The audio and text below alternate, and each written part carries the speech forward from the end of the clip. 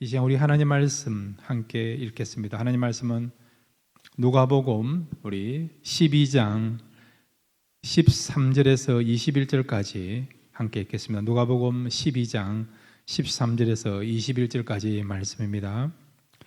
무리 중에 한 사람이 이르되 선생님 내 형을 명하여 유산을 나와 나누게 하소서 하니 이르시되 이 사람아 누가 나를 너희의 재판장이나 물건 나누는 자로 세웠느냐 하시고 그들에게 이르시되 상가 모든 탐심을 물리치라 사람의 생명이 그 소유에 넉넉한 데 있지 아니하니라 하시고 또 비유로 그들에게 말하여 이르시되 한 부자가 그 밭에 소출이 풍성하매 심중에 생각하여 이르되 내가 곡식 쌓아둘 곳이 없으니 어찌할까 하고 또 이르되 내가 이렇게 하리라 내 곡간을 헐고 더 크게 짓고 내 모든 곡식과 물건을 거기 쌓아두리라.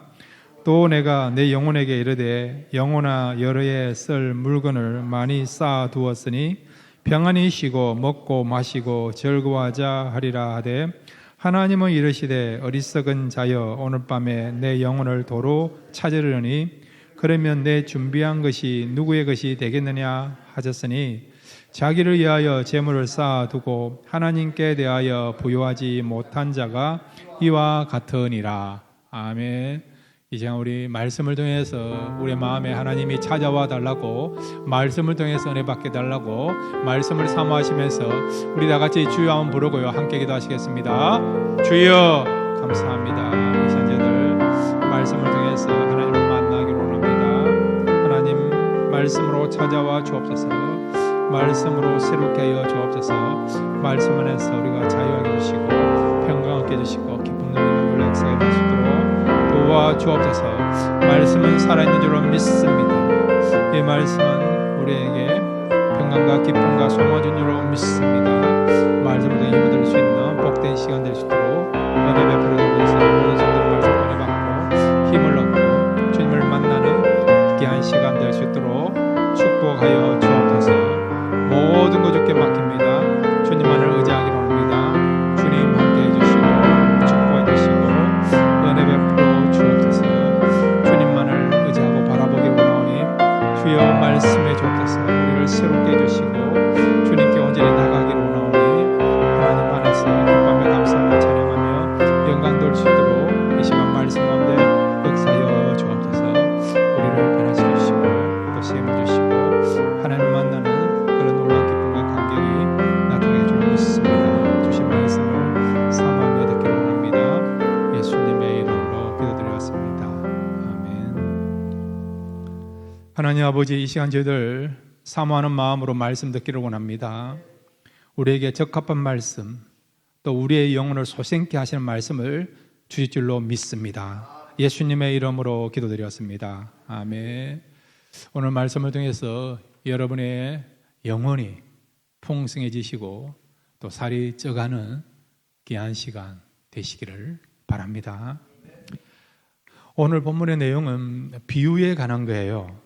비유지만은 그 당시에 사람들 가운데, 예수님 당시에 사람들 가운데 이런 사람이 있다는 것을 전제로 해서 주님께서 비유로 말씀하신 것입니다. 어느 마을에 한 부자가 있었어요. 농사를 지어서 이제 수확을 거두는데 그 수확량이 너무 많은 겁니다. 그래서 자기 집에 있는 그 창고로서는 이 모든 곡식을 저장할 수 없어서 더 큰 창고를 지은 거죠. 그러면서 이 창고를 지으면서 이제는 소출이 많아지니까, 재산이 많아지니까 이제는 편안하게 행복하게 안식을 누리며 즐기며 살 수 있을 것이다. 그렇게 스스로에게 이야기를 하게 되었습니다. 그런데 안타까운 것은 이 사람이 창고를 지었지만은 그 창고를 지은 목적은 더 많은 그런 수확을 저장하기 위하여 그런 목적을 가지고 창고를 지었지만은 근데 하나님이 그가 가진 재물을 가지고 마음껏 누리지도 못하고 즐기지도 못하고 그의 영혼을 데리고 가버리는 그런 내용이에요. 그래서 오늘 이 한 부자의 비유를 통해서 우리에게 주시는 그런 교훈들을 함께 생각하겠습니다. 첫 번째로 한번 생각해 주시기 바랍니다. 한번 따라해 주시기 바랍니다. 곡식을 쌓아두어서는 안 된다. 예, 오늘 성경 우리 16절부터 18절까지 다시 한번 읽겠습니다. 누가복음 12장 16절에서 18절입니다. 시작. 또 비유로 그들에게 말하여 이르시되 한 부자가 그 밭에 소출이 풍성하매 심중에 생각하여 이르되 내가 곡식 쌓아둘 곳이 없으니 어찌할까 하고 또 이르되 내가 이렇게 하리라 내 곡간을 헐고 더 크게 짓고 내 모든 곡식과 물건을 거기 쌓아두리라. 예. 여기 보시면 이 부자는 곡식을 쌓아두기 위하여 창고를 더 넓혀는 또 새로운 창고를 짓는 그 일을 하였죠. 여러분. 자, 여러분, 곡식을 쌓아두는 것이 잘못된 겁니까? 아니죠, 여러분. 여러분들이 저금하는 것이 잘못된 겁니까? 아닙니다. 여러분. 우리가 저금할 수 있죠. 저축할 수 있습니다. 또 여러분의 지경이 더 넓혀질 수 있습니다. 성경에도 보면 내 입을 열라 내가 채우리라 그런 말씀도 있고 내 장마터를 넓혀라 말씀도 있고 야베스 같은 경우는 나의 지경이 넓혀지게 해달라고 기도했더니 하나님이 그 기도를 들어주시지 않습니까? 여러분 넓히는 거 확장하는 거 이게 잘못된 게 아니에요. 여러분. 자, 그런데 뭐가 문제죠? 이 사람은 쌓아두는 거에만 목적을 둔다는 거예요. 쌓아두는 것만. 자, 여러분이 세상에 태어날 때에 일불이라도 가지고 태어난 사람 있습니까? 없지 않습니까? 우리는 빈손으로 왔다가 빈손으로 돌아가는 인생 아닙니까? 어떤 재벌이 있었는데 정말 한국에서도 유명한 재벌이었어요. 재산이 많았습니다. 재벌이니까 당연히 재산이 많겠죠. 이 사람이 세상을 떠났습니다.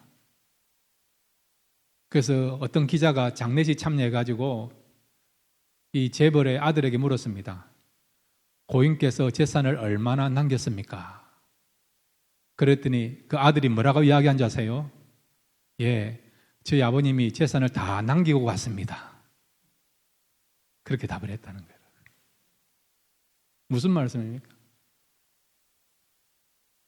벌기는 열심히 벌었지만은 그것을 내 새로 가져갈 수는 없었다는 거예요. 예, 아깝지만은.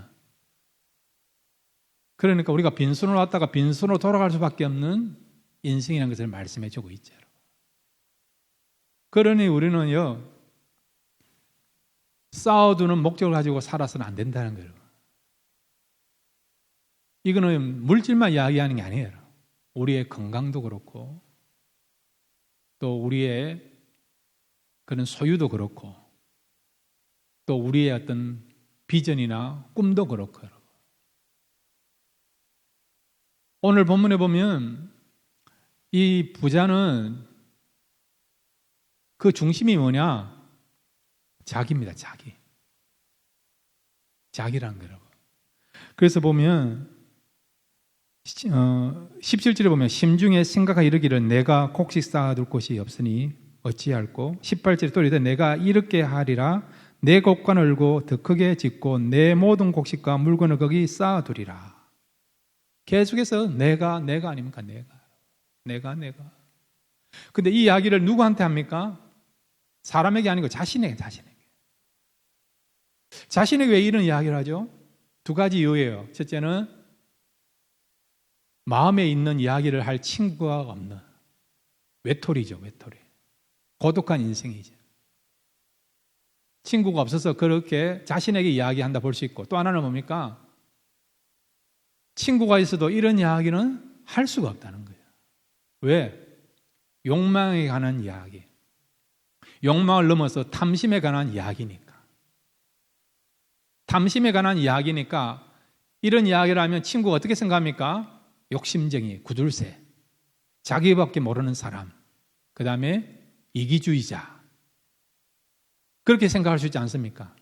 그러니까 자기 위신, 자기 체면을 생각하니까 이런 이야기를 할 수가 없는 거예요. 그래서 자신에게 이런 이야기를 하는 거죠. 쌓아두는 것이 여러분 문제가 아니에요. 잘못된 거 아니에요, 여러분. 그럼에도 불구하고 이 사람은 쌓아두는 목적이 뭐냐? 자기를 위해서만 쌓아두겠다는 거예요. 자기를 위해서만. 여러분, 세상 사람들도요, 자기만 위해서 쌓아두면 그게 복이 될 수가 없습니다. 복이 될 수가 없어요, 여러분. 비록 안 믿는 사람이라 하더라도 쌓아두는 목적이, 저축하는 목적이, 돈을 벌려는 목적이, 공부하려고 하는 목적이, 학위를 따려는 목적이, 어떤 지위를 가지려는 목적이 사회를 위하여, 민족을 위하여, 이웃을 위해서 내가 그렇게 쌓아두겠다. 그러면 그런 사람들에게 하나님이 기회를 주십니다. 기회를 주세요, 여러분. 하물며 성도는 어떨까요? 우리는요, 세상 사람들하고 달라야 되지 않습니까? 안 믿는 사람 가운데도요, 하나님을 알지 못하는 사람들 가운데도 나라를 위하여, 민족을 위하여, 사회를 위하여, 가난한 사람을 위해서 헌신하고 섬기고 봉사하는 사람들이 많이 있지 않습니까? 그죠? 그죠, 여러분? 안 믿는 사람 가운데도 여러분, 정말 자기 생명을 던져서 다른 사람을 구원하는 그런 사람도 있지 않습니까, 여러분? 안 믿는 사람도 여러분, 자기만을 위해 살지 않고 이웃을 위해서, 나라를 위해서, 사회를 위해서 산다고 한다면 성도들은 더 달라야 된다는 거예요, 여러분. 그래서 여러분, 로마서 14장 8절에 이렇게 말씀해 주고 있습니다. 로마서 14장 8절, 사도 바울의 고백이 저와 여러분의 남은 생에 고백되기를 바랍니다. 같이 읽겠습니다. 시작.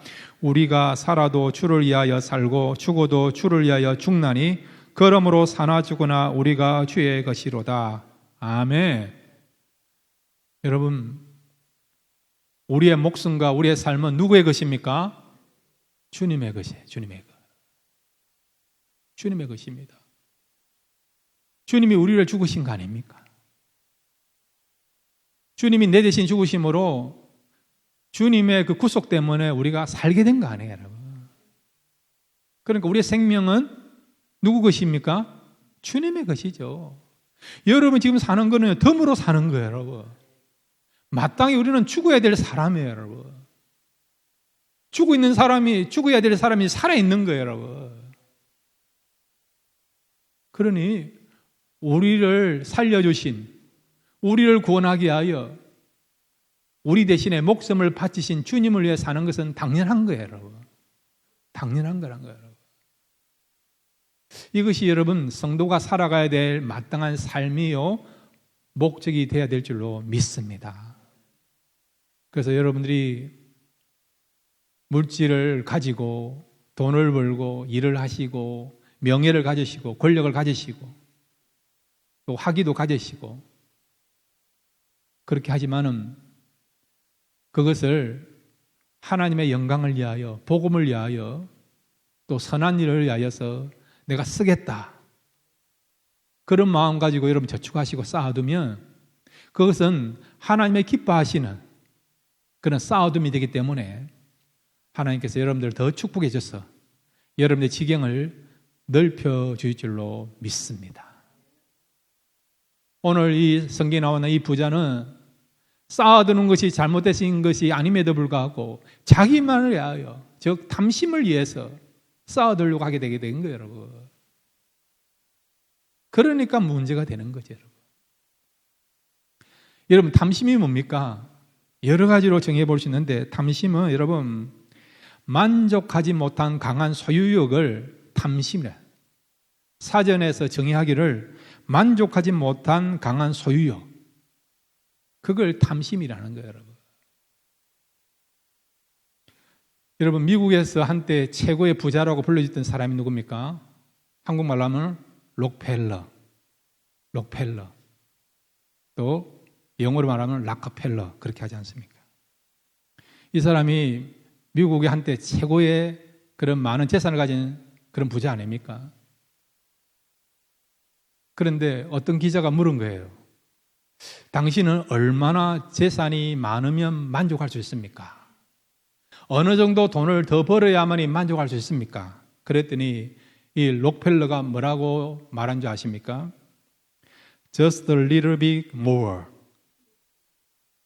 조금만 더 있으면 만족한다는 거예요. 예. 여러분, 영어가 어렵지 않습니다. Just a little bit more.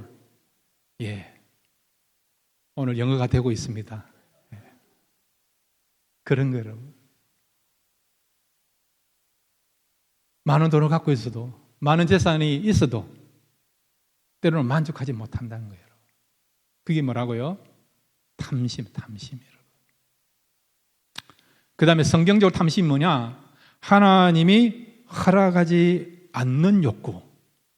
하나님이 허락하지 않는 욕구를 추구하려고 하는 마음이 뭐라고요? 탐심이에요.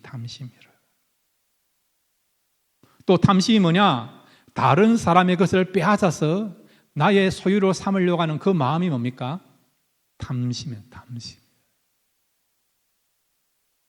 그러니까 이 탐심은 죄라고 말씀하고 있지 않습니까? 그러면 사랑하는 성도 여러분, 이미 하나님께서 여러분에게 주신 것에 대해서 만족하시기를 바랍니다.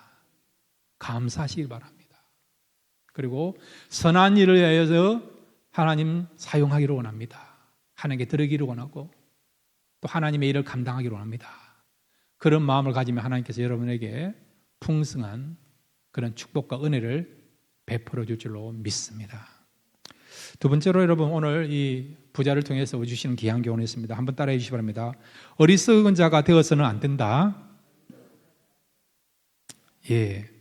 오늘 성경 여러분 18절부터 20절까지 보면 주님께서 이 부자를 향하여 하시는 말씀이 있어요. 주님께서 이 부자를 향하여 뭐라고 진단하고 있느냐? 20절부터 우리 18절부터 20절까지 같이 읽겠습니다. 시작. 또 이르시되 내가 이렇게 하리라. 내 곡간을 헐고 더 크게 짓고 내 모든 곡식과 물건을 거기 쌓아두리라. 또 내가 내 영혼에게 이르되 영혼아 열에 쓸 물건을 많이 쌓아두었으니 평안히 쉬고 먹고 마시고 즐거워하자 하리라 하되 하나님은 이르시되 어리석은 자여 오늘 밤에 내 영혼을 도로 찾으려니 그러면 내 준비한 것이 누구의 것이 되겠느냐 하셨으니. 예. 자기만의 행복과 유익을 위해서 곡식을 쌓아두는 이 부자를 향하여 주님 뭐라고 말씀하고 있습니까? 어리석은 자다. 그렇게 말씀하고 있어요. 성경에서 어리석다는 말은 여러분 머리가 나쁘다, IQ가 낮다 그런 의미가 아니에요. 여러분 공부를 많이 하고 똑똑하고 그렇다 하더라도 하나님을 인정하지 않는 삶, 하나님이 없다고 하는 사람, 또 하나님의 주권을 인정하지 않는 그런 사람을 향하여 뭐라고요? 어리석다 그렇게 말하는 것입니다. 그래서 여러분 시편 14편 1절 여러분이 또 잘 아는 말씀인데 시편 14편 1절에 보면 어리석은 자가 누군가를 말씀해 주고 있습니다. 우리 같이 읽겠습니다. 시작. 어리석은 자는 그 마음에 이르기를 하나님이 없다 하는도다. 그들은 부패하고 그 행실이 가증하니 선을 행하는 자가 없도다. 아멘. 어리석은 자가 누구라고요? 하나님이 없다고 하는 사람. 하나님이 없으니까 누가 주인일까요? 자신이 주인이에요. 그러니까 한마디로 말하면 어리석은 자는 누굽니까? 자신이 주인이라고 하는 사람. 내 생각대로, 내 마음대로, 내 계획대로 하면 될 것이라고 생각하는 사람.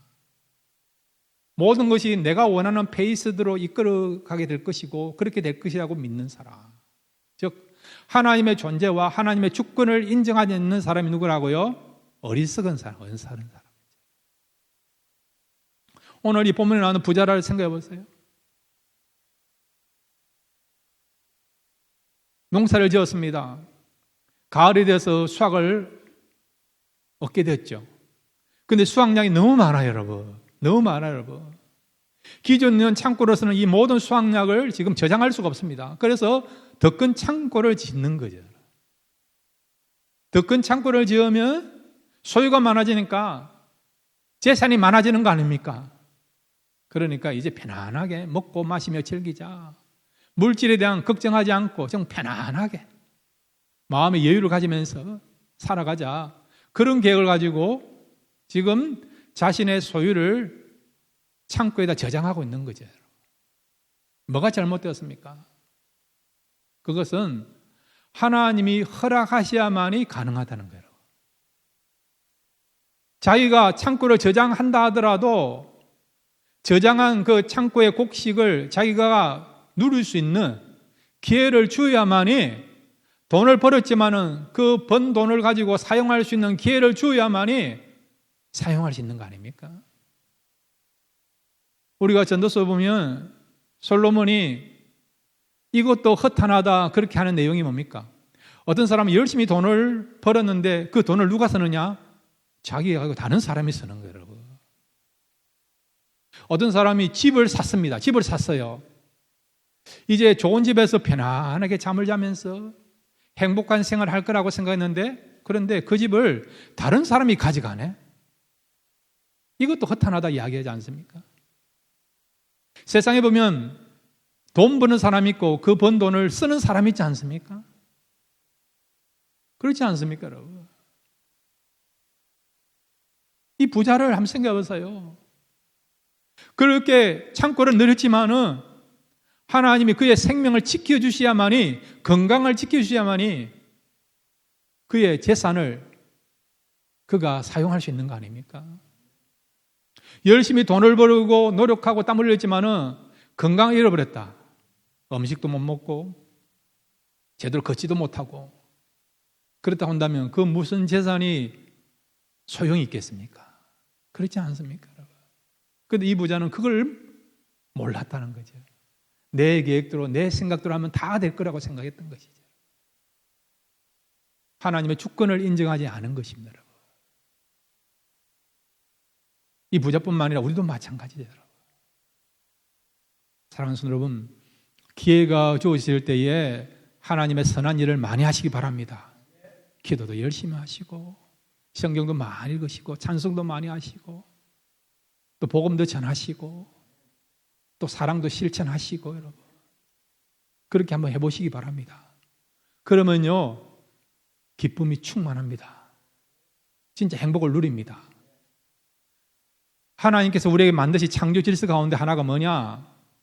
우리가 자꾸 쌓아두면 행복한 것이 아니고 베풀면 베풀수록 행복하도록 만든 거예요, 여러분. 물을 한번 보세요. 물이 여러분 고여 있으면 어찌 됩니까? 썩지 않습니까?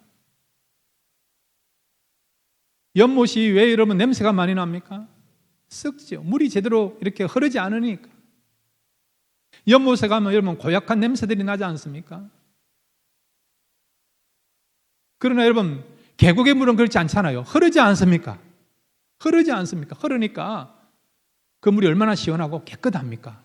어떤 경우는 계곡의 물을 마셔도 괜찮지 않습니까? 우리에게 주신 모든 것이 그렇다는 거죠. 흘러야만이 여러분 순환이 되고 소통이 되고 그리고 또한 베풀어야만이 그것이 진정한 축복이 되는 것입니다. 하나님이 아브라함에게 너는 복의 권원이 될지어다 그렇게 말씀하세요. 그 말이 뭐냐? 네 혼자 잘 먹고 잘 살아 그게 아니에요. 하나님 주신 그 복을 나누어라, 베풀어라. 그러면 그것이 너에게 진정한 복이 될 것이라 말씀하신 것입니다. 우리 성도님들 다 부자 되시길 바랍니다. 성공하시길 바랍니다. 그런데 여러분들이 부자가 되시고 성공하는 목적이 다른 사람들에게 베풀기 위해서, 그들을 섬기기 위해서, 나눠주기 위해서 그런 목적 가지면 하나님께서 여러분들에게 물질도 주시고 또 믿음도 주시고 또 영적인 축복도 주시고 또 여러분이 필요한 것들을 채우시고 또 여러분이 원하는 것들을 주실 줄로 믿습니다. 그러므로 날마다 우리 인생의 주인은 하나님이다. 그걸 잊지 말고 날마다 하나님을 인식하면서 하나님 바라보며 사시고 또 하나님의 나라를 위해서, 을을 위해서 우리가 선한 마음을 가지고 살아갈 수 있는 그런 저와 여러분 되시기를 바랍니다. 세 번째로 오늘 이 부자를 통해서 주시는 귀한 교훈이 있습니다. 한번 따라해 주시기 바랍니다. 하나님께 부유한 자가 되자. 예, 누가복음 12장 21절 말씀 같이 읽겠습니다. 시작. 자기를 위하여 재물을 쌓아두고 하나님께 대하여 부유하지 못한 자가 이와 같으니라. 아멘. 자기에 대해서는 부유했죠. 내가 원하는 대로 내 곳간을 만들어서 내 기쁨을 위하여, 내 영광을 위하여, 내 즐거움을 위하여서 곡식을 쌓아두자. 이 사람은 자기에 대해서는 부유한 겁니다. 그런데 성도들은요, 무엇에 대해 부유해야 되느냐? 하나님에 대해서 부유한 자가 돼야 되는 거라고. 하나님께 부유하다는 말은 두 가지예요. 하나님의 것으로 우리가 부자가 되는 겁니다. 그 다음에 여러분, 하나님을 위해서 우리가 살아가는 그 삶이 뭐냐? 하나님께 부유한 자가 되는 겁니다. 시편 여러분 23편에 보면 다윗이 고백하고 있지 않습니까? 여호와는 나의 목자시니 내가 부족함이 없으리로다. 부족함이 없으리로다. 왜 그렇습니까? 하나님을 통해서 그가 부유한 자가 되니까, 하나님께서 주신 것이 너무 많으니까, 하나님 축복을 은혜로 살아가니까 그가 부족함이 없는 부자가 되고 하나님께 부유한 자가 된 것을 보게 되죠. 사람들마다요 부유한 게 있어요. 한국에 있을 때 어떤 목사님은요, 제가 집에 갔는데, 올해가 한번 가봤는데 야구공으로 야구공으로 여러분. 유명한 선수들 야구공 사인볼은 다 있는 거예요, 여러분. 어떤 사람은 골프공으로 부유한 사람이 있지 않습니까? 어떤 분은 가방으로 부유한 사람이 있고, 신발로 부유한 분도 있고, 어떤 분은 집에 가면 책이 너무 많아. 책으로 부유한 분이 있고. 저희 아버님도 책이 많아가지고 이사할 때 얼마나 힘드는지, 그 주석 드는데 얼마나 무겁습니까? 예. 옛날 목사님들은 주석들이 얼마나 많습니까? 물론 필요할 수도 있겠죠, 여러분. 진짜 우리가 부유해야 될 것은 하나님을 통해서 부유해야 된다는 거예요, 여러분. 예. 하나님의 은혜가 있어야 되고, 기쁨이 있어야 되고, 믿음이 있어야 되고, 성령 충만함이 있어야 되고. 예. 이것이 진짜 부유한 거 아닙니까? 부유한 거 아닙니까? 이런 것은 영원한 거 아닙니까? 우리가 영원한 것을 얻을 수 있다 그러면 얼마든지 노력할 만한, 수고할 만한 가치가 있지 않습니까? 그런데 영원하지 않는 것에 여러분 목숨을 건다 그러면 그만큼 허망한 것이 어디 있습니까, 여러분? 사랑하는 성도 여러분, 여러분 남은 생에 영원한 것을 위하여서 힘을 쓰시고 수고하고 헌신하기를 바랍니다. 그러면 여러분, 그 영원한 것이 여러분에게 채워지면 여러분 진짜 부자가 되는 겁니다. 진짜 행복과 기쁨과 만족함이 있는 거예요, 여러분. 사람들마다 보고 듣고 느끼는 그런 수준들이 다 다르지 않습니까? 음식을 먹어도 어떤 사람은요, 자기 원하는 그런 식감이 있어요. 보기도 좋아. 좋은 재료도 사용해서 먹었는데 식감이 이상하게 안 맞아. 그러면 뭐라고 이야기합니까? 아, 맛이 없다. 오늘 제대로 음식을 못 먹은 것 같다. 그런 이야기 하지 않습니까? 근데 어떤 사람은요, 보기는 그냥 보통이에요, 여러분. 재료도 좋은 재료를 사용하지 않는데 먹으면 맛이 있어. 그럼 뭐라고 말하느냐? 오늘 제대로 음식을 먹었다. 밥 한 끼 잘 먹었다. 그런 이야기 하지 않습니까, 여러분?